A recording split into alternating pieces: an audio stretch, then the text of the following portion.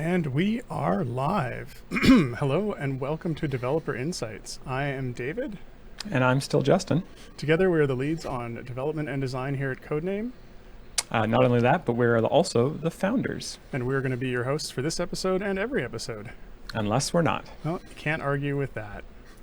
Today is our 11th episode. And of course, it's hopefully not our last. Well, it can't be. We've made it through the first 10, so we're past our probationary period. As always, our show... Wait, what did you say? Oh, we're through our probationary period. We can't get canceled anymore. We had a probationary period? Mm-hmm. Wait, okay, well, what if we spoil the new Trials of Mount Tiamat feature? I think that's actually the plan today. What about the new legendary equipment system? Not yet. Oh. We are here to answer your development and design questions, and as David so eloquently spoiled, we will have a special section of this show to talk about our upcoming cooperative multiplayer feature, the Trials of Mount Tiamat. We expect a lot of questions about that, but if you ask us other things or about our other games, we might have to answer those too. And if you don't ask any questions, however, you may have to suffer through Justin's one-man Contact. Apparently it's one of your favorite movies? It's true. No. Contact. Jodie Foster and Matthew McConaughey. It's an odd movie. All right. It's a good movie. Okay, then. Right, chat? Good movie. Anyway, if you watched the spoiler-filled stream that just happened on the Epic Games Twitch channel, you will know that a major release is coming soon called the Trials of Mount Tiamat, which we have now mentioned 3 times in this intro. We will talk about that a little bit more before we start taking questions. And of course, as always, we pulled some questions from last week's show that we didn't get to. So we're going to answer those now as we wait for new questions to come in. And it says I have some items tagged to look at by the dev team, but maybe that's a really short list. All right, let's hop over to that. Yeah, I pulled a few questions up. Okay. So our first question that's left over from last week is from Lizard Tastes Good. Okay.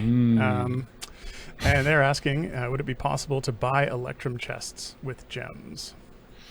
Yeah, so I pulled this question up because it's a pretty easy answer. We are probably not going to do that.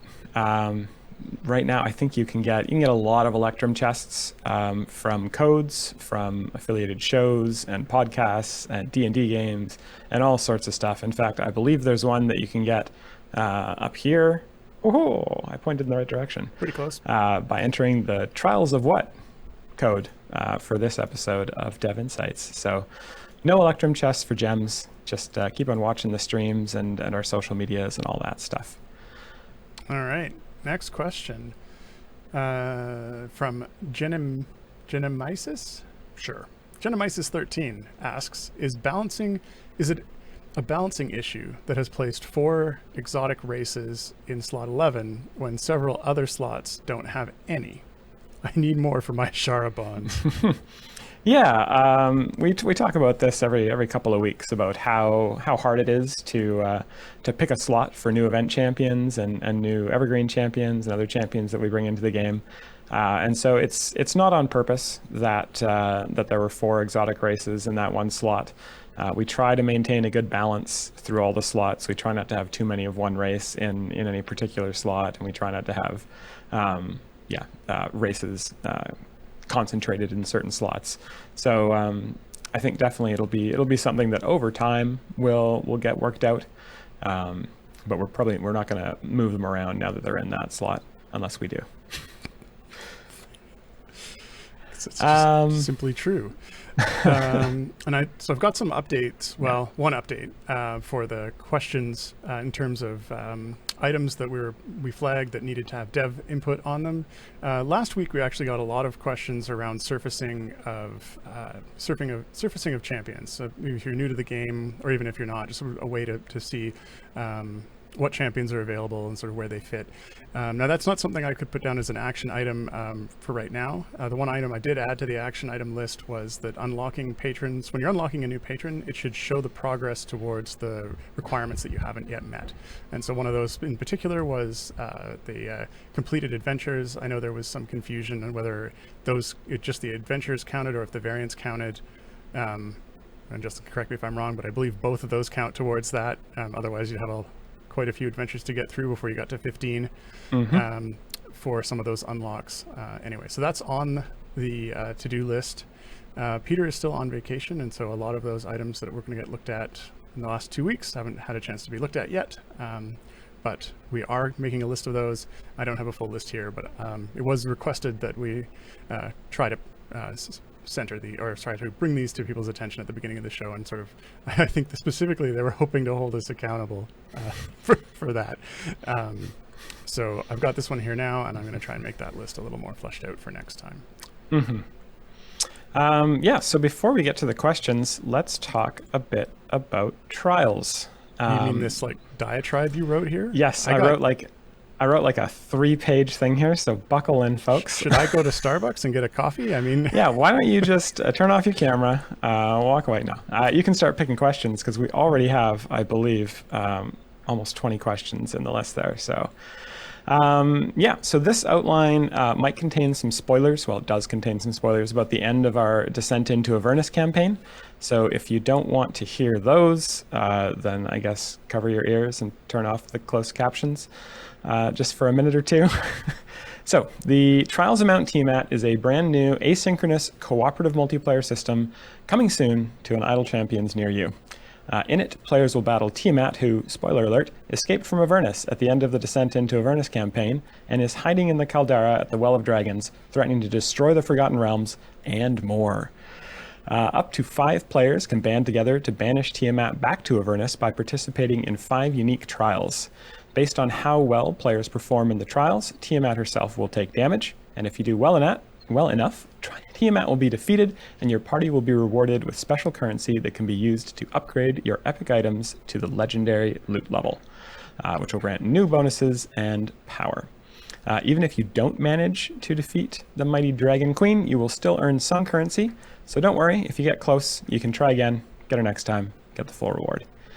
If you do manage to defeat her, though, you'll unlock an even more challenging difficulty, which will potentially award even more currency if you manage to win at that level. There are 10 difficulty levels, and I am pretty sure that the top few are impossible. Challenge made. So let's talk about some of the specifics. This is going to be a bit of an information torrent, so hold on tight. You can start or join a campaign at any time once you've completed the Descent into Avernus campaign and a challenging standalone single-player adventure similar to the Split the Party adventure. Up to 5 players can join a campaign. At the lowest difficulty level, campaigns don't cost anything to start, but as you increase the difficulty, you'll need to use items that you find during multiplayer gameplay, specifically in these multiplayer chests that you get for defeating Tiamat, in order to start those higher difficulties. You can start a private match and invite your friends using a simple 4-character code. Alternatively, you can start a public match, which will be visible to everyone and anyone can join. When you join a campaign, you have to pick a trial. That's why it's called the Trials of Mount Tiamat. A trial that you want to attempt, and you also have to pick a champion that you'll be sending as part of the assault team that is directly attacking Tiamat. The trial you pick determines the single-player trials adventure that you'll be doing that week, and the champion you pick will be unavailable for you to use that week, but based on who they are and their role and some other parameters, they'll provide a big buff to everyone in the campaign for that week. They'll also provide witty dialogue during the campaign as well through the in-game sending stone /Twitter. Each multiplayer campaign lasts 1 week. It's split up into 7 days, and every day your trials adventure resets and gets harder. You get some restrictions added every day. You'll recognize the restrictions from variants that you've played before. For example, there might be only champions with a certain stat score can be used, or there could be enemies buffed in some way, or debuffs, or meteors falling from the sky, even some block slots if you're unlucky. Everyone gets different restrictions, so you could have a good week where you get some pretty easy restrictions. You could have a bad week where you really get hosed at the start of the week. The other thing that changes each day is the area you have to reach to earn that day's Assault Party DPS contribution. This DPS is really important. It's basically the damage that is actually done to Tiamat by your multiplayer party. So if you successfully reach the target area and reset, you'll increase the DPS that your team is doing against Tiamat. And if everyone does that every day, Tiamat will surely be defeated. You can also earn some additional Assault Party DPS based on the total damage that you've done in your Trials adventure throughout the week, so it's worth it to push your wall for an extra boost.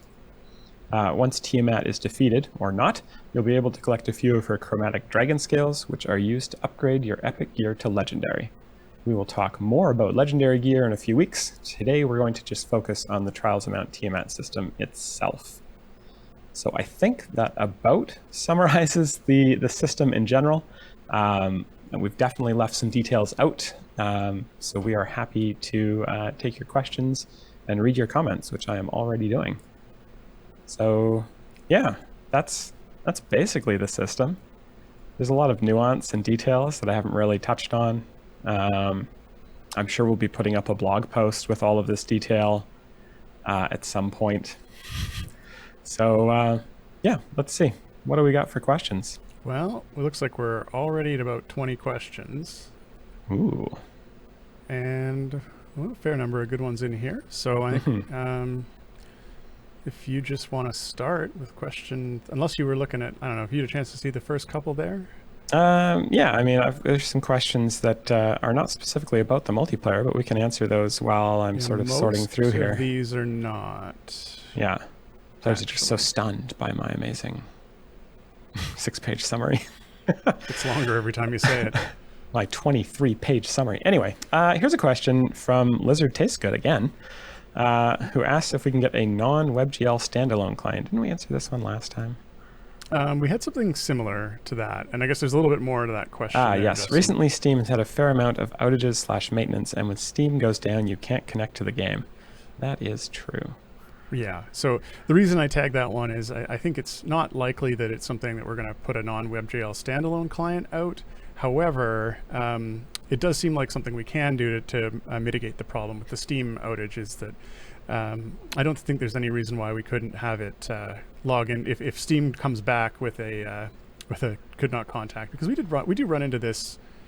Well, we run into this frequently on Dev. I assume it must happen. It was like update Tuesdays or something. Yes, there's like a time at like 4 p.m. on a certain day of the week when Steam, I think it's Tuesday, stops responding to API requests for like 20 minutes. It's great. Yeah. Nevertheless, we should be able to put something in there that just lets you continue to play as the last valid user, I think, unless you see an issue with that, Justin. Yeah, I mean, I think we've tried to do something. The other thing it tries to do when you load up a game is like it checks for DLC that you may have purchased since the last time you loaded it. It also checks achievements, maybe? No, I don't think it checks achievements then.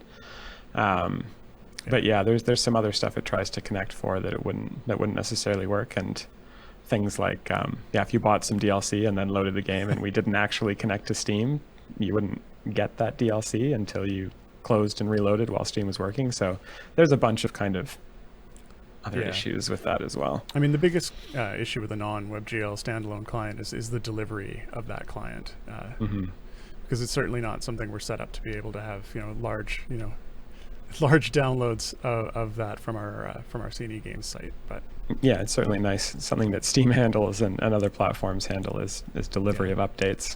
And it's also something that adds overhead every time we end up doing a build. So a standalone build would represent another phase in the build, which already at this point I think has 6 or 7 builds. I don't know. It takes a substantial amount of time.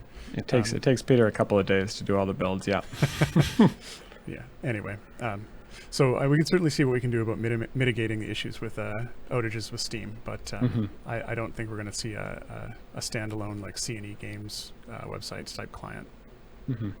Not at this time. Yeah. Here's a question for you from Sophia Engval, who asks, can you make it so we can use the gamepad UI without a gamepad? And also, can you add loot as a separate item under info?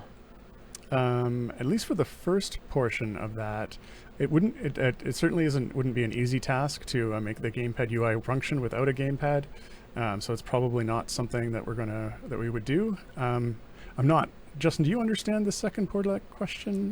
I do not. Okay. I'm not sure what they're referring to. Okay. So yeah, no gamepad UI without a gamepad, unfortunately. Cool. Okay. Next question here.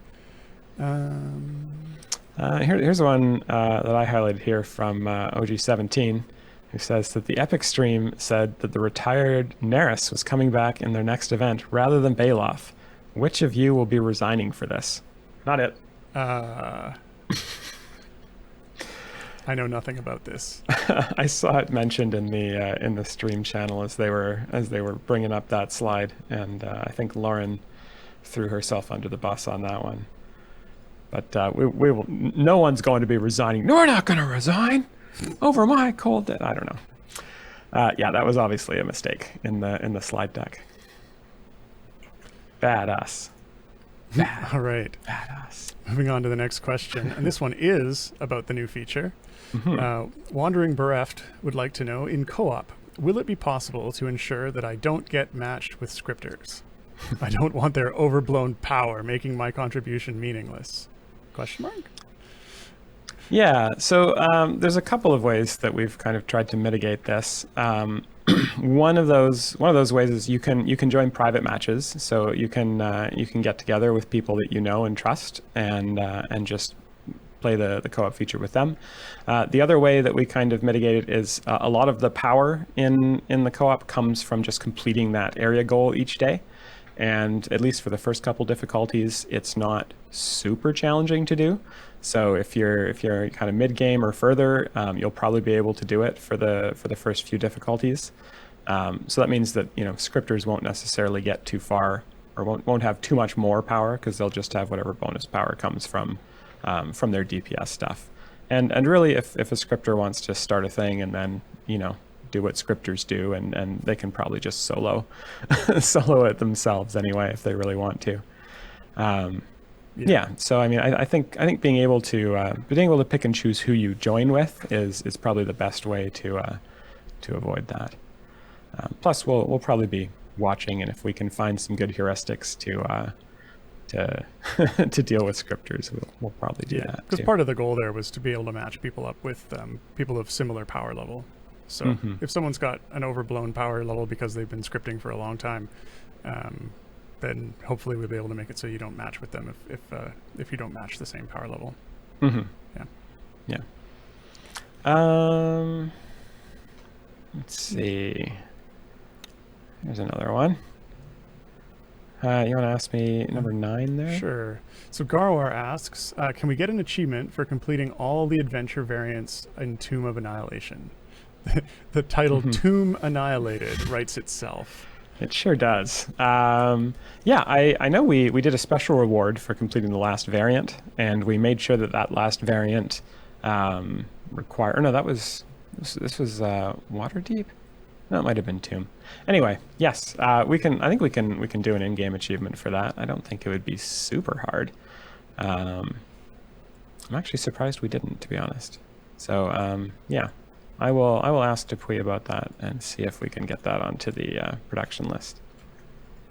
Okay. Next question here from OG17 asks, the thought of multiplayer coordination brings up chat's lacking functionality. For example, friends, direct messages, and rooms. Or making rooms, I guess, because there are other rooms. Never mind broader basic issues like being able to copy text. Will this be revamped? So I don't think there's any plans to do that in the initial kind of pass of the multiplayer stuff. But if there's a lot of demand for it, then I think we could look at some of that stuff. I know in the past we've avoided doing direct messages and whatnot in our chats because it becomes a moderation and liability issue. We don't want people to be, getting harassed by someone, and it's a big community management headache. Yeah, I don't know. What are your thoughts on that, Dave? Yeah, I mean, I don't know that. I thought, generally speaking, the design was such that you wouldn't need to have a lot of back and forth. But I do think the best option is to go to the Discord.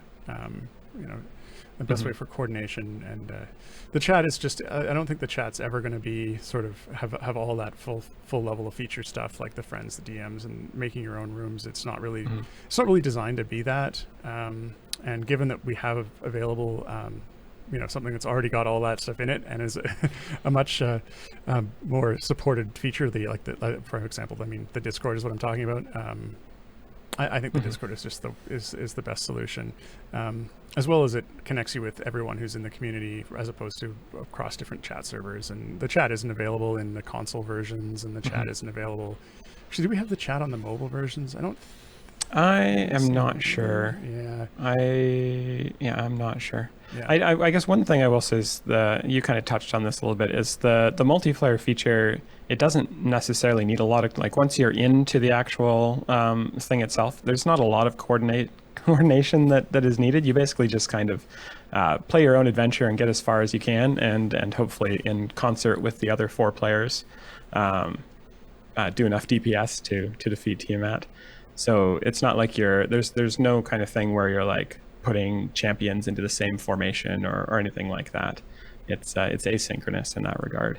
Yeah, I mean, the limited chat might be around like who is going to activate what buffs and that sort of thing. But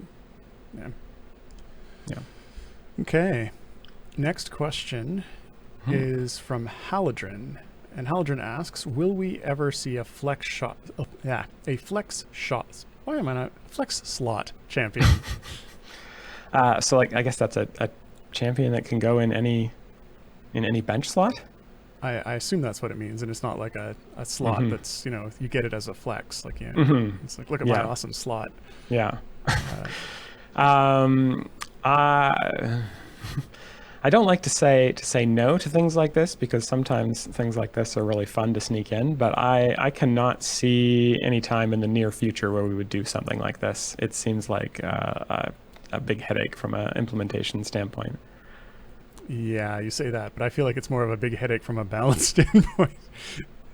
I think implementing it might not be so bad, but the balance portion, it opens up a lot. It's a headache from both standpoints. Yeah. So probably not. Certainly not in the near future. Maybe if we do something fun with bench reorganization and adding slots, we could think about something like that. But certainly not in the near future. Okay. Next question here from fewer pills. With fewer pills. Okay, fewer pills would like to know. Chris and Lauren teased us to the next campaign. So my biggest question is, what about the blessings there at release? Do we need to wait a while, like in Icewind Dale, which is still only tier 1, frowny face, or will there be maybe some tiers at the release? That's a good question. I believe, oh gosh, I don't have my proper Google Drive search up here, but I believe that we were going to do more than just tier 1 for the initial release, but I'm not 100% sure on that. I do know that we're adding more tiers to Icewind Dale very soon. So yeah, we will be doing that, and I'd have to look and see if we're doing more than just one. I think we might just be doing 1 tier again for the first one. But one thing I do want to do is I don't want to wait like a year and a half to do more blessings. I think we kind of we got onto a roll with kind of the regular cadence of the content schedule and stopped thinking about blessings and patron perks and soft cap increases for a little bit there. So I think we'll get back onto track with those and try and do blessings and cap increases and stuff like that a little bit with a little bit more of a regular cadence. So even if we start out with 1, we'll try and get tier 2 and 3 in a lot faster than we put in the additional tiers for Icewind Dale. So I think Icewind Dale, we released the 8th. Yeah, yesterday was the 8th Icewind Dale adventure, and if we still only have 1 tier, yeah, that's we have waited too long. We have failed you, fewer pills. Sorry. Yeah. Here's a question from Henry Lonewind. Let me see. Long-time questioner, first time. Nothing. Yeah. He's long time everything. Who asks, any update on Freely's epic feat not working? Not yet. But as you know, with the release of the Tiamat feature, I think we mentioned this last week as well, and we'll continue to mention it. But with the release of the Tiamat feature, there is nothing on the docket for at least 4 months, and that time is marked as bug fix. Or at the very least, 1 full-time developer, and very shortly thereafter, it should be 2 full-time developers. That's twice as many. Given another feature that's going to be launching in that time window. Great. Here's another question from I think we're going to start to get down towards the co-op questions soon here. Yep, Here's another question. 3 already, 4 actually. From JFC Fuller for you. Say, I have a mid-range Ryzen 5 PC and get a lot of stutters in game, and streamers regularly experience this as well. Is further optimization planned? Maybe reduce the significant figures used in combat calculations. Yeah, so this is a bit of a tricky one. And I'm going to make a few assumptions here, and that is that when you're seeing this sort of stutters, it's likely in the cases where there's a substantial number of monsters on the screen, and usually it happens when some kind of a major effect updates or procs or something to that effect. That's usually where I've seen it happen, and I know it's one of those things that gets actually pretty tricky, especially because the effect system itself can end up with cascading events. One thing hits one monster, which triggers the effect on other champions. I don't actually have a very good example off the top of my head, so I'm just going to go with that it gets pretty interconnected. And I know which is the champion. I know Peter spent a significant amount of time trying to track down an issue with. I cannot remember. You know the who champion. I'm talking about, though, right? Yeah, I remember he spent a bunch of time on one.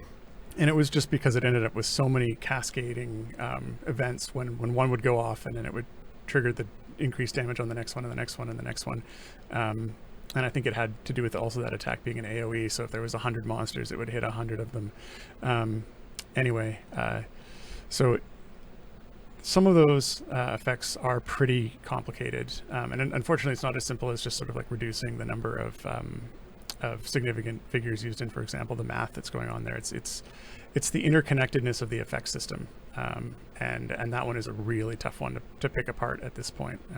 So unfortunately, you're not going to be seeing a pass on that would make a significant improvement in those cases. But outside of those cases, I think the game should run pretty damn decent on a mid-range Ryzen 5. So hopefully I'm not making too many assumptions around that, and it's not that the game is just running badly in general or something to that effect, because it certainly should not run badly in general on a system like that.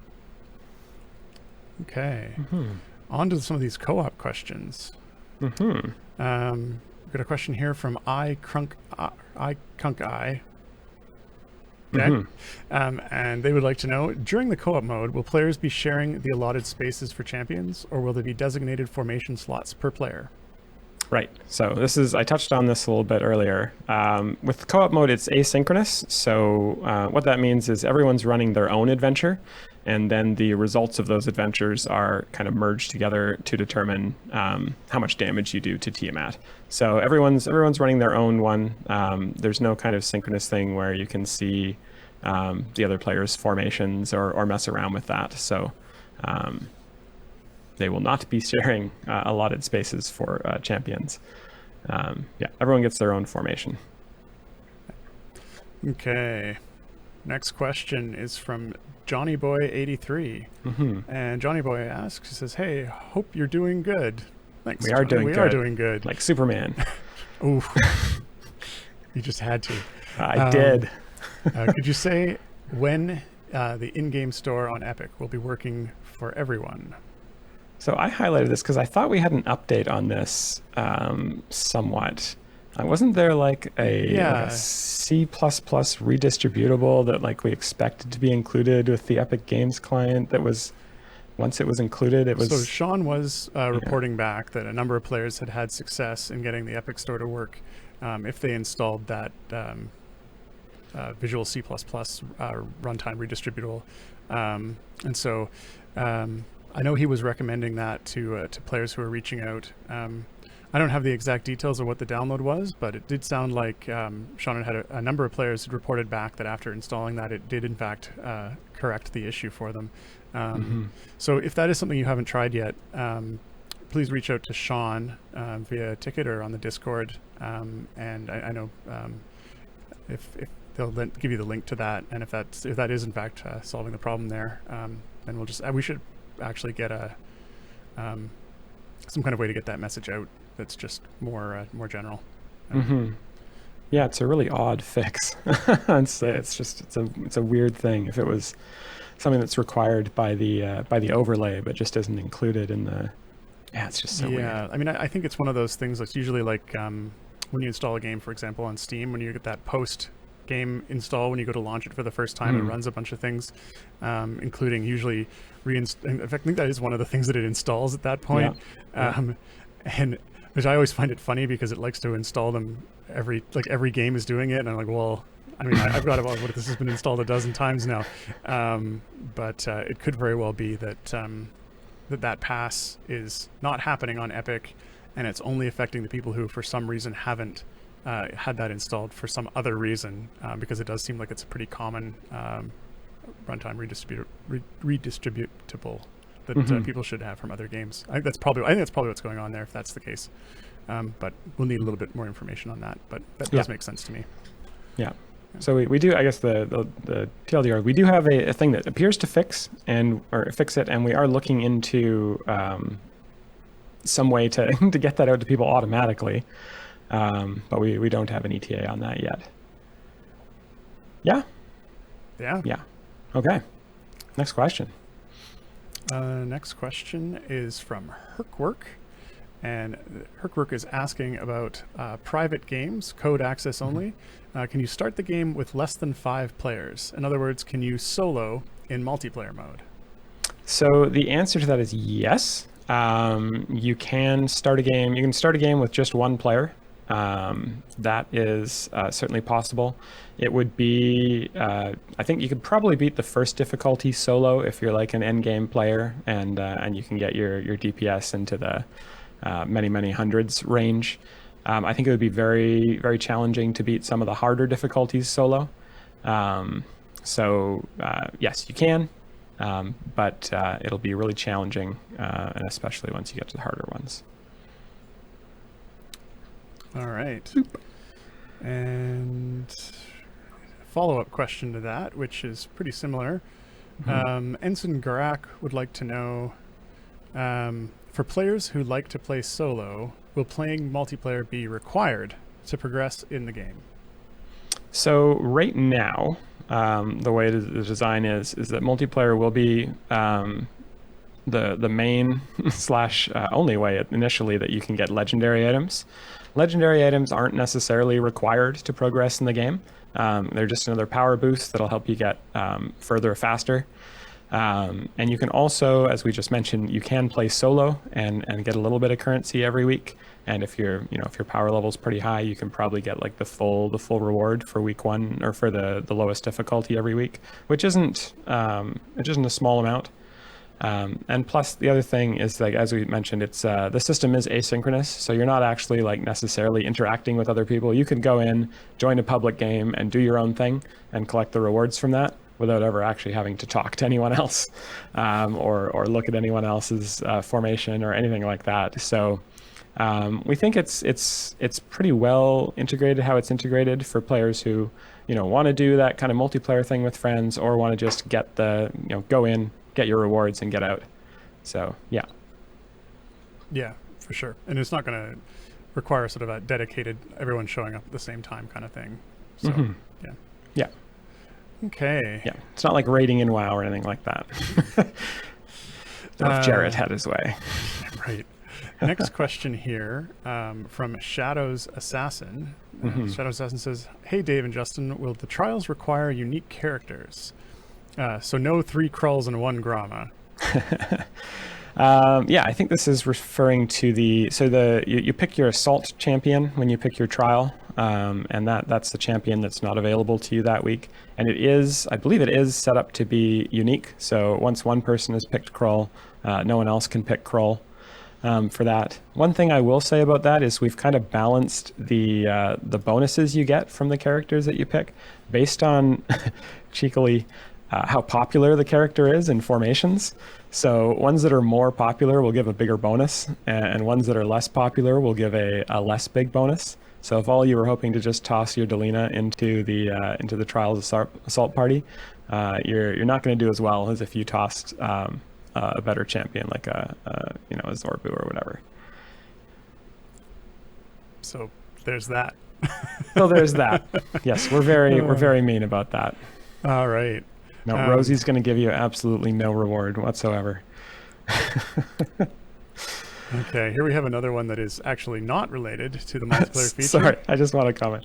Yeah, there's going to be a new meta now where everyone like uses the really crappy champions all the time, trying to get their bonuses up. Good job. That's a great try. I think you guys should do that. Sorry, go ahead. All right. Pokébox would like to know, can we get an overlay over monsters that shows what buffs or debuffs are on them? It gets difficult to tell when a lot of stuff is stacked. Yeah, so I think this is a question we've thought about before. I think we've answered this in one of the previous episodes. Not a problem. We love to answer questions that come up really often because that means more people get to see the answers. But I think last time we talked about this, we were talking about how it's tough to do something like this because monsters are kind of fleeting.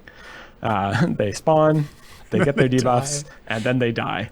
And it's difficult to kind of mouse over them and see what's there when, like, you know, it might be half a second after you mouse over them, they disappear.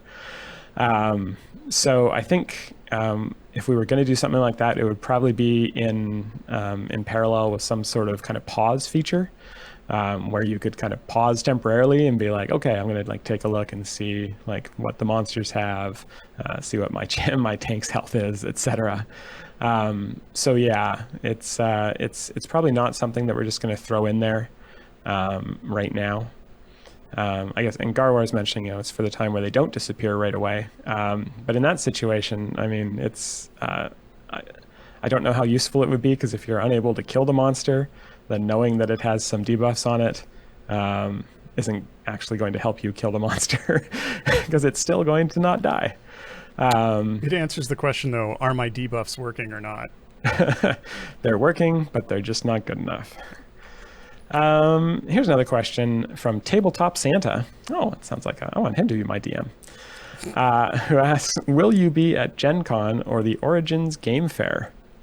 I think that's probably a resounding no, not this year. Yeah, I don't think we're planning to go to any events this year, and we'll see about 2022. Yeah, I mean, we can't really effectively leave the country yet, so. Yeah. Let's see here. Ed Ladd asks, if you fail a hard multiplayer trial, do you lose the item used to open it, or can you attempt it again without reacquiring the item? So this is asking about kind of the currency that you use to start harder difficulties. Yeah, I think at this point, if you, it's the cost of entry. So if you do one that you can't complete, yeah, that currency has been spent. Yeah, one thing I will say about that, though, is you do get even if you don't manage to kill Tiamat, you still get a reward. You get, depending on sort of the percentage of her health that you manage to take off, you get a percentage of the potential reward out of that.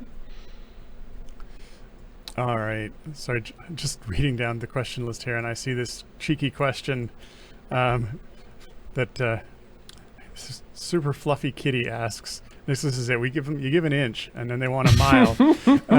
I told you. Yeah, we can get a way to told you this would happen. Super Fluffy Kitty would like a way to open more than 50 contracts at a time. Apparently, they have 4,000 plus medium contracts. Well, I mean, that's only, what is that? That's That's just 80 clicks. Yeah.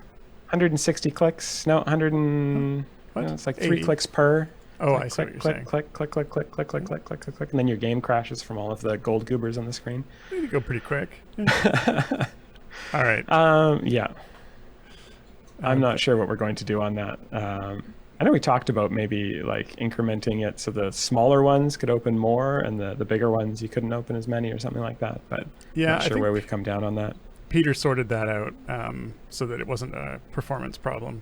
Oh, okay. Well, that's good. I think we... it was a little bit cheeky, but I think when we were getting that data back, checked to see actually how much gold was going to come through, and then set a divisor through to the goober system in advance before they got passed in to say, no, you're only showing this many goobers, whether you like it or not. Or maybe it was a gold amount multiplier. Yeah. Anyway, regardless, the amount you push through there will no longer cause any performance issues. So we could probably send 4,000 at a time. I think that would probably work. But I don't think it's. I don't think that's what we want. I don't think let's go test that. Accidentally use all 4,000 of their items. That is the other thing we talked about, right, when we were talking about this last time. Yeah. Especially if you use them on an early level, man, that would hurt. Yeah. The very beginning of a campaign, you get 1 gold per contract. Cool. Jumping back up to where we were in the list, though. We got a question here from. I think it's Nova. I know, but it's a C. It should be Nova. Anyway. Maybe that username was taken. Probably, actually. Anyway, Nova Prime, that's what we're going to go with, is asking any news about quote-unquote wasted eye levels when getting a shiny on a capped of an alt cooldown card. Yes.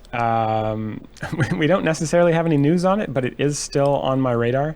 It's something that I would like to try and stick into one of the kind of the anniversary celebrations that's coming up, because it's something that we were previously holding off of in case we did any sort of redesign of the 6 item slots, or slots where they had a cap. It's not necessarily just the 6 item ones, and I think at this point we've kind of decided against that, and so at this point there's nothing really standing between us and implementing this. Eye level redistribution, eye level socialism. Go do it. Do it. Yeah, I'll do it someday. Here's a question from somebody who you just highlighted this question because their name is very long and has lots of letters in it. From Mise Bummydum. No, I don't think that's how you say that. It's Ms. A. My Dom. Anyway, they ask, can the Android version please keep the device from sleeping? When my device sleeps, it stops the game, and when I unlock the device, it treats the time it was locked as offline. Yeah, no, that's annoying for sure. I've run into that myself, and I didn't even think to look at can we actually stop that? Instead, what I did was set the device to not go to sleep.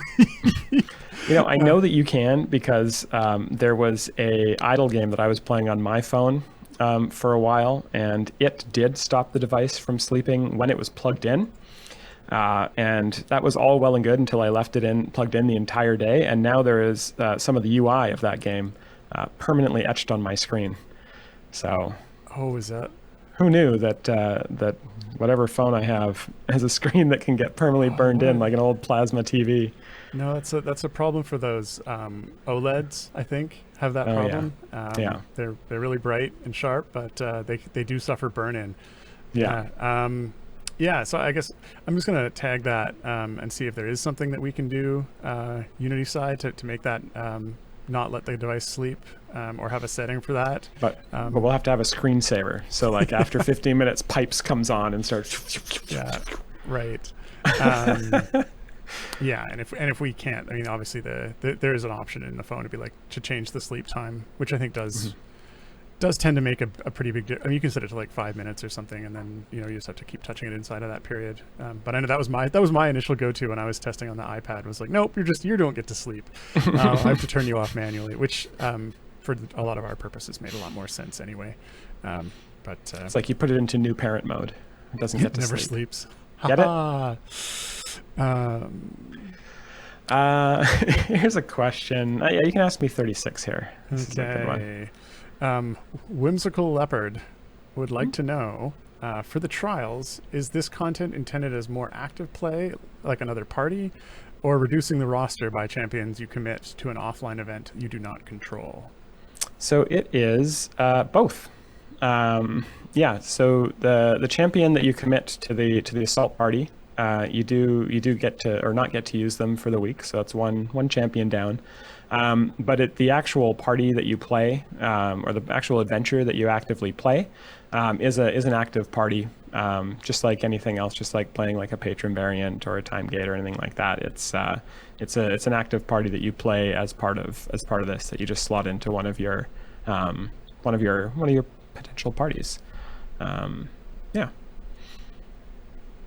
I'm going to hop back up here to the question from question 35 from Honda Hero 21.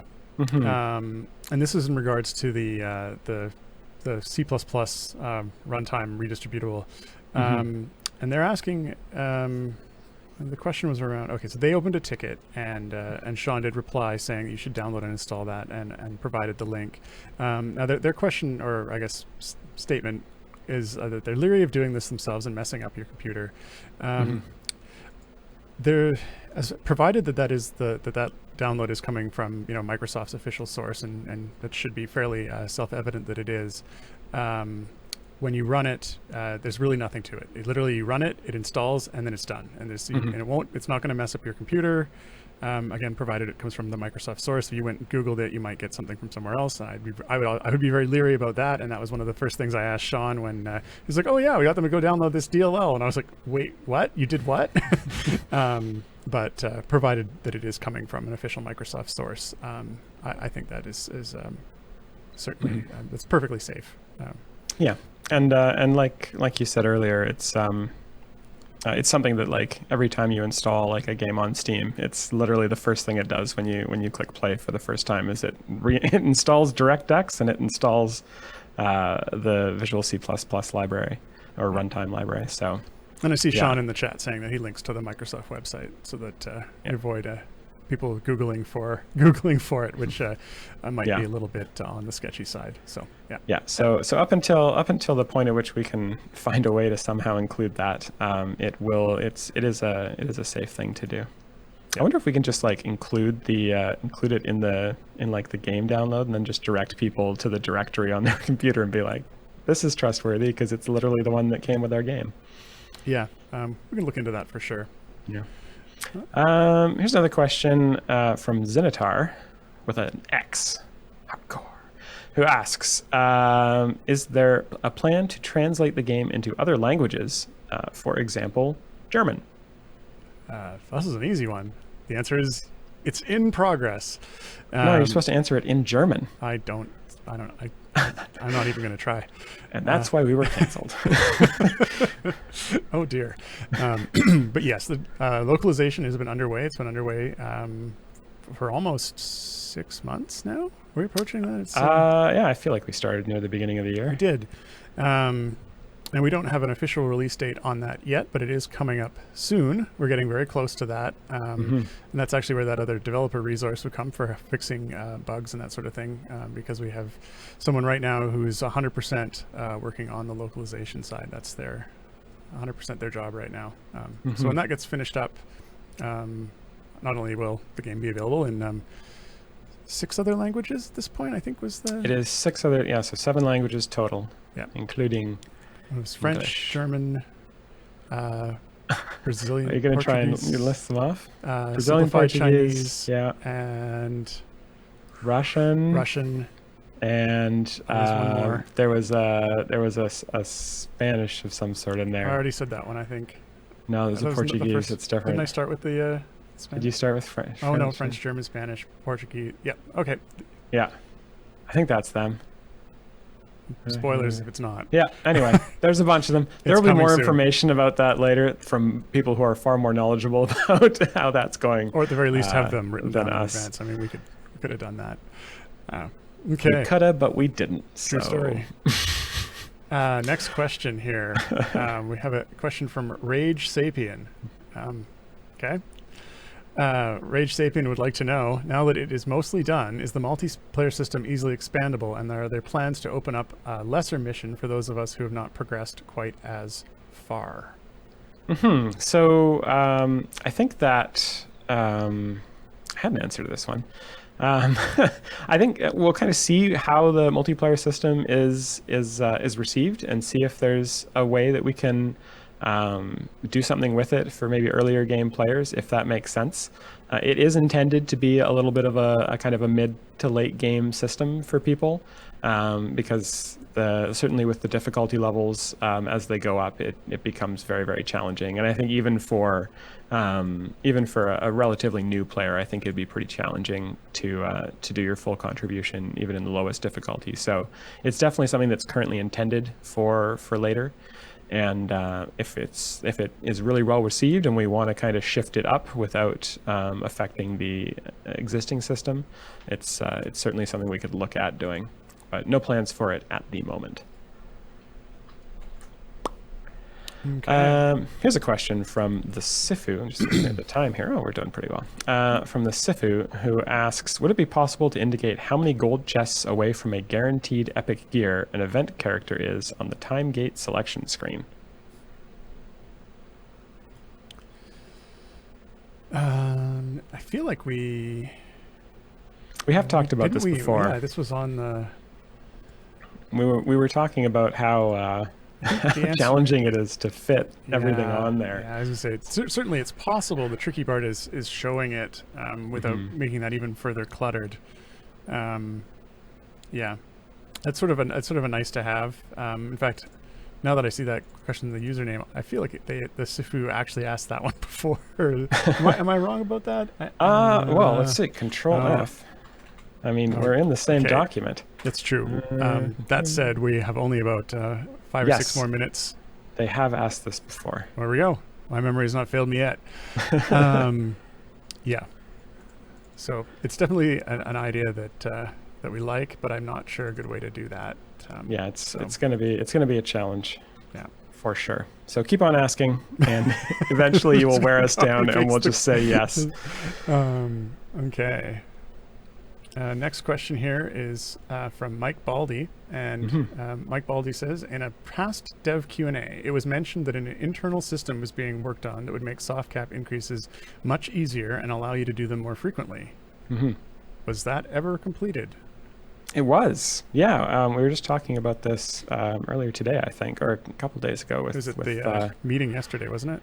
Yeah, it was at the production meeting yesterday. So yeah, there is a fairly easy way for us to do soft cap increases now, which is one of the reasons why I'm kind of kicking myself for not having done more of them this year. But it is something that we want to increase the cadence of, and I've made that clear to the team that it is a little bit easier to do now, and so we can probably try and get them done a little more often. So yes. Okay. Yes, indeed. I was gonna just hop down here and answer this really easy one that I saw it go through the chat, and I actually wonder if someone in the chat answered this, but this Kinravip asked, is there a reason we can't full screen the game? My ancient eyes would appreciate it. And the answer is, you certainly can. The main menu in the settings, you can just click full screen.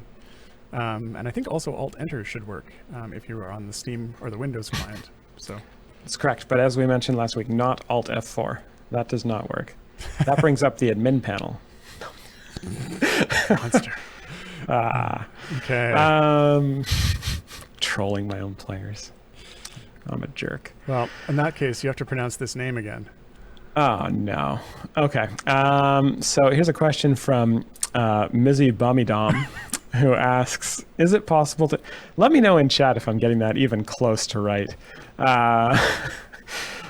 Is it possible to introduce an offline mode for the game where the game connects to the internet less often so the game can be played in places with connectivity issues, such as the New York City subway? Yeah, and so I highlighted this question because we spent a significant amount of time trying to figure out if we could do this for the Switch version. And at the end of the day, there's just too many layers of connectivity that's needed just to progress. So I mean, if the game saves fairly frequently, but even just sort of waylaying that causes a bunch of issues, because when you complete bosses, there are rewards that come for that. And then at that point, it starts to become an issue where the game client. What am I trying to say? Like there are some completion trust issues there, although I think some of the offline progress handles bits of that in a way. Yeah, that I mean, we do trust it. Yeah. Technically, it would be possible to skip a boss without, but you wouldn't get the chest from the boss until you reconnected. And you couldn't reset, you couldn't access the store. There's a whole bunch of stuff you that can't you can't open do. chests. You can't. Yeah. You can't start an adventure without hitting the server. So so if you reset, you'd be done. There was I don't have a full list of all the caveats on the top of my head right now, but I know we looked at it and we didn't think the experience would be very good. Pretty limited, and you could, because certainly it would be great if you could set it up and step onto a plane and but unfortunately that'd be awesome. not. I've got one more here for you from Optimus SE, who asks, which is a good question here. Yeah. They've all been good questions, but this is a good one too. Asks, will multiplayer allow for cross-platform cooperation? So is the feature cross-platform? I believe the default on that is yes. I think we'd have to have gone out of our way to make that not happen. It is cross-platform. Yeah. So yeah, you'll definitely be if you join a public game, you can be matched with players who are on any and every platform that the game is available on. Even private games. You can have one person on Android, one person on Apple. It's a glorious day of cooperation across the mobile platform. Cats and dogs living together. Yeah, if you want to, I guess there's one more here that's highlighted just before we kind of turn into pumpkins. Sure. Let's do that. We've got a question here from Gab454. Gab454 says, "Hi Dave and Justin, looking forward a lot to this new feature. If I understand correctly, it will be easier to defeat Tiamat if all the members of your group complete daily trials. So maybe it's not important or not that common, but I'm kind of worried players that join the group but don't complete the dailies. Any thoughts on that?" Yeah, so I think this is this may become an issue in public games depending on kind of who joins and plays them. I'm hoping that it won't be too bad, but if it becomes an issue in public games and public games kind of get shunned in some way, then maybe we can look into some sort of mitigation for that. But obviously there will be private games. So if you find that you're joining a lot of public games and people aren't pulling their weight, then certainly you could go on the Discord or the in-game chat possibly to find some private games with people who are a little more dedicated. So it's definitely something we're going to be monitoring because it is something that is on our radar for sure. I think one more question here before we wrap up. Okay. I see this one here from Maelstrom7737. Sorry, I didn't highlight for you. And I think this is worth clearing up for players. So they're asking for the trials. You're saying your DPS champion a lot. Yes. Are trials a full formation per person, just a single champion, or specifically a solo DPS champion? So maybe just to clarify what you mean by your DPS champion. So when you join a trial, you will select one champion, and that champion will go off and be part of the this kind of assault force. And the assault force is one champion from each player who joins that just goes off and is unavailable that week to your formation, and they kind of form the force that's kind of directly interacting with Tiamat. And then the actual sort of meat of the multiplayer stuff is that you're actually doing your own adventure, a full formation, just like a normal adventure, yourself. Each person is doing one of those with your remaining champions. So it's a little bit of both. There's one champion that you send off, and then you get a full formation that you actually play with and are trying to maximize your DPS and complete the area requirements each day. Right, and as clarification, additional clarification of that. So your DPS champion is the one that you've assigned to assault Tiamat, and there's actually a DPS number on that champion that represents the DPS your whole group or your whole team is doing to Tiamat, and each player has that number, and that's sort of what their contribution is. Yes, and the DPS that your DPS champion is doing is based on what you're doing with your full formation in the adventure. It actually has nothing to do with the particular champion that you pick. So you can send support champions as your DPS champion. That's fine. You can send a tank champion. You can all send healers. That works too. Yes. We're just going to wave our hands and pretend that works when you're attacking Tiamat. It'll be much more. It'll be clear when you have it in front of you. Yes, very, very clear. And okay. I'm sure at some point before we release, we'll probably do a stream where we show it off. It's just not this one. Okay, so we are in danger of running over, so let's finish it up. The show that comes on after us is going to be so peeved. There's no show that comes on after us. Anyway, if we did not get to your question, don't worry, you'll have another opportunity. We will be live again at this same time, but not next week, because I'm off on vacation. So the week after that, probably. Before we sign off, though, we'd like to thank our tireless mods. Today, I believe it was Sasha. That's correct. Thank you, Sasha. And of course, to all of you for hanging out, watching the stream, and enjoying the game. Because without you, no one here would get to do what we do. And we like what we do. That's... all right, that's enough. Bye. Have a good rest of your day, everybody.